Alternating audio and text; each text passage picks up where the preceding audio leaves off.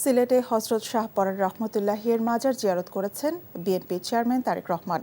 বুধবার রাত 11:30টার দিকে তিনি মাজার জিয়ারত ও মোনাজাত করেন।